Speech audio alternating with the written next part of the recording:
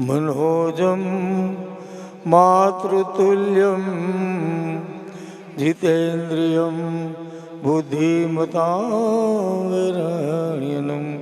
कि वानर युद्धम वानर मुख्यम श्री रामदूतम शरणं प्रपद्यते। सियावर रामचंद्र भगवान की। आ बधा मित्रों आए मारी सामे આપણે ડાકલામાં મારી સામે બધા મજા આવે। હું એવો ભૂવો છું, મારે કાંઈ વગાડવાની જરૂર છે। ખાસ એ માટે મેં ટાઈમ લીધો મિત્રો, પ્રોગ્રામો વર્ષોથી કરીએ છીએ, પણ એક તો બધાની વસ્તુ કે અશ્વિન બાપુનું આ એક સાનિધ્ય, એટલે કીધું ને કે કાઉ ઝાઝા કાગોલિયા કાઉ ઝાઝા કપૂત આ હકડી સી મયણ ભલી હકડાસા સપૂત। મારા મવાનો એક ગર્વ છે મને, કાંઈ એક બાજુમાં મેરડી બેઠી છે, એક બાજુ બાળો પીર બેઠો। આમ ભવાની જાઓ તો વચમાં હિમાનશા બાપુ માનું મંદિર। આજે એક અમારી જ્ઞાતિમાંથી લઈ બેલીમ પરિવાર જે છે એને આવડ પૂજાય। તમે જો તો ખરા, આ વાંધા છે બધાને મારી જવા। हाँ ऐसा है वैसा है, ये वो है क्या है। मैं हमने कच्छ में मारो प्रोग्राम तो साहब मित्रों मैंने बताया જોઈને એમ કહેતા કોકે દરબાર છે, કોકે રબારી છે, કોકે ગઢવી લાગે। એ કે તમે સારણ में नहीं, गढ़वी में नहीं, दरबार से नहीं, रबारी से नहीं, तो सो कौन? मैं सलेमान काश्यम। तो लोग गोटो लई गयो, उनके હોય નહીં માં કોઈ બાપનું છે। એટલે જ મેં કીધું છે સાહેબ કે કુરાનના ખોળેથી મેં જન્મ લીધો છે, માં ખોડિયારના ખોળે માથું મૂક્યું છે। હે કે કુરાનના ખોળેથી મેં જન્મ લીધો છે, માં ખોડિયારના ખોળે માથું મૂક્યું છે। હશે મહેરબાની તમારા બધાની તો યુસુફ પઠાણના જનાઝાને ખંભા તમારા છે। સાહેબ આ મારો દેશ છે, હું હિન્દુસ્તાની છું, અને એટલે જ હું કહું છું કે મંદિરમાં ઈશ્વર મને ઓળખે છે, મસ્જિદમાં ખુદાને મારી ખબર છે। મહેરબાની છે તમારા બધાની કે મારું નામ યુસુફ પઠાણ છે। અને 70 વર્ષના ગાળા વૈયા મારે ઘરે આવવા મારા મિત્રો રહે, મને અમારા કુળમાં ભવાની પૂજે બોલ આ જાઉં ઘરે। મને એ થાય છે કે આ બધું આયરેજન બાંધે। મેં જાહેરમાં કીધું બે શબ્દથી શરૂઆત થઈ મિત્રો, શિવ શબ્દ બે, શક્તિ શબ્દ બે, રામ શબ્દ બે, સીતા શબ્દ બે, કાનો શબ્દ બે, રાધા શબ્દ બે, અલ્લાહ શબ્દ બે, બીબી શબ્દ બે, ઝાડ શબ્દ બે, નર શબ્દ બે, નારી શબ્દ બે। અને આ બેની રચના વચ્ચે આખા શરીરની ઈશ્વરે રચના કરી સાહેબ, એમાંય બે શબ્દ આપ્યા।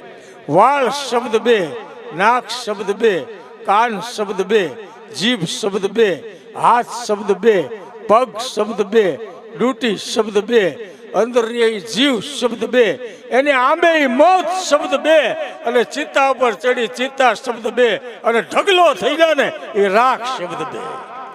આ તારું બેનું અસ્તિત્વ એમાં આ બાદે।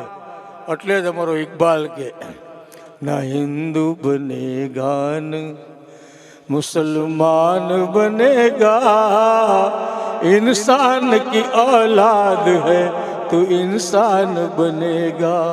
ना हिंदू बनेगा न मुसलमान बनेगा, इंसान की औलाद है तो इंसान बनेगा। તો બધા વાંધો હોય તો આ બધો વાંધો ન હોય। આપણે વર્ષો મેં તો હમણાં જાહેરમાં કીધું સાહેબ તમારે કોકદી અમારા મવાના પટનાગઢમાં આવીને દીદાર કરજો। અમારા ચારા સીમાડા માથે માતાજી બેઠી અને વચમાં પીરાણા।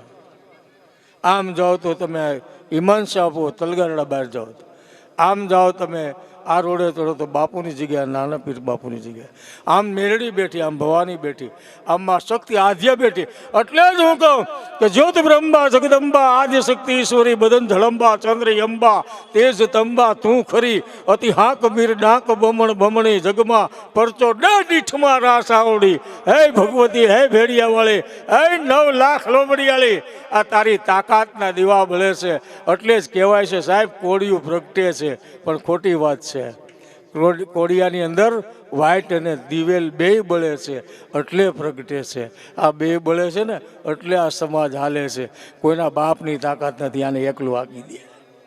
અને એટલે જ કીધું છે કે માન બાકી છે, ઈમાન બાકી છે, સળગી ગયા બધા રણો છતાં મારા મવાનો ગુલજાર બાકી છે.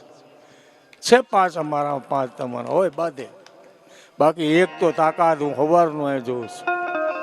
પ્રોગ્રામમાં પૈસા લઈને જાય છે. હું હંમેશા અશ્વિન બાપુને કહું કે વાણી શબ્દ દેવા માટે મને 10 જ મિનિટ આપજો, 10 મિનિટ અહીં વયો જાય. કારણ કે બહુ હું પ્રોગ્રામ નથી કરતો. હું કામ, હું અહીં સિનેમામાં નોકરી કરતો, દારૂ વેચતો, કાળા બજાર કરતો, ભણતો હતી. એટલે જૂના દોસ્તાર લોહી પીવા આવે એ ખોટી ન શીખી. એટલે આ પ્રોગ્રામ નહીં કરે. અધિકારી થયા, કલાકાર થયા, બધું સારું. હમણાં મારો જાતીય ડ્રાઈવર પેલા વેરાવળમાં પાટણમાં મારો 3 મહિના પહેલા પ્રોગ્રામ, અને પ્રોગ્રામની અંદર જમાવી ગયેલો. મેં ઉપાડેલો આયકલા રોડિયા, જયવંત ગઢવી, હું હંસા ગોયલ બધા જામી ગયેલી. એમાં એક સોણીવાળા ભાઈ આગળ બેઠેલા મને ઉતરીને હેઠે આવ્યા. મને કે ભટણભાઈ હું તમને ઓળખું. મેં કીધું હોમગાર્ડ અધિકારી તરીકે, પીડબ્લ્યુ સુપરવાઇઝર તરીકે, કલાકાર તરીકે. મને ના ના. મને કે કેમ? મને કે તમે ટોકીસ કાળા બધા ન કરતા. હું ગોટો વળી ગયો, આવીને સાનો મનો બે ગયો. ઓલો હરદાન કે કેમ સેવાઈ ગયો? તો ઓલો મને આ રીતે ઓળખે, એ હમણાં બધાને કે આ ગોટીનો છે. એટલે આ માતાજીની દિયા છે. સત્ય હંમેશા ગમે ને યાદ હોય ને પડકાવા હાલ્યા આવે. આ કોઈને નથી મૂકતું ને એને ધોવા હોય ને તો ભગવતીના ચરણમાં એકવાર નમન કરી લે.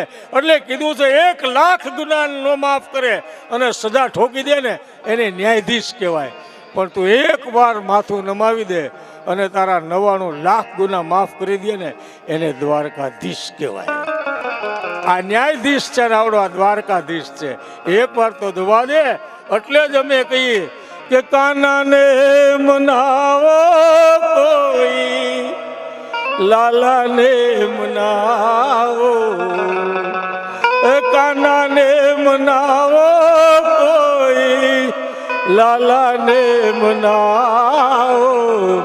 એવો ધવજી મારા, એવો ધવજી મારા, કાનાને મનાવો, કાનાને મનાવો.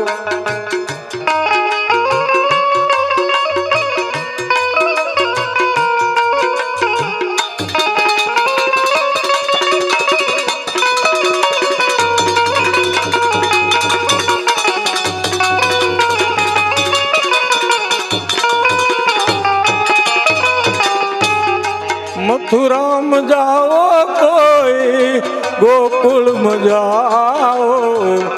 મથુરામ જાઓ કોઈ, ગોકુળ જાઓ.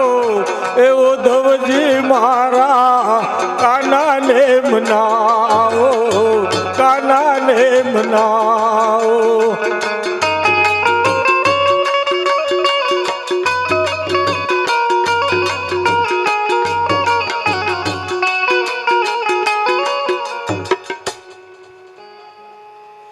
₹100 આવે છે જોગસ પાર્ક મામાના વધામણાના. જોરદાર રીતથી વધાવો. વધારે સમય ન લેતા મિત્રો, માતાજીના અહીંયા આ ડાયરો નથી, આ ભગવતીનું સાનિધ્ય છે. અને ભગવતીના સાનિધ્યમાં આટલા બધા એના પોઠિયા બેઠા છે, એની માટે અમી કૃપા છે.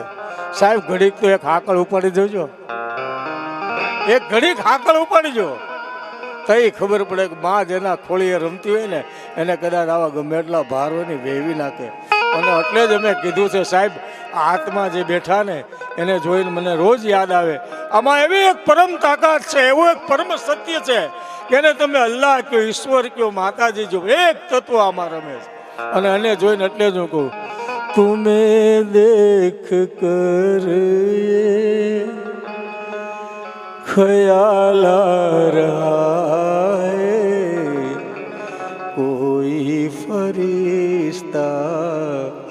यहाँ सो रहा है।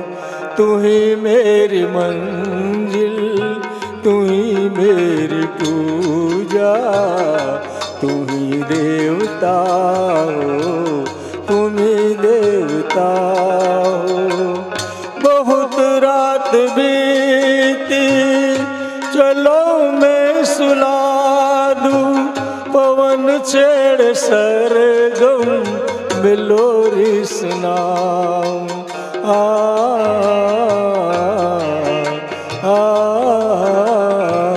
तुम्हें देख कर ये ख्याल आ रहा है, कोई फरिश्ता यहाँ सो रहा है। तू ही मेरी मंजिल, तू ही मेरी पूजा, तू ही देवता हो, तुम ही देवता।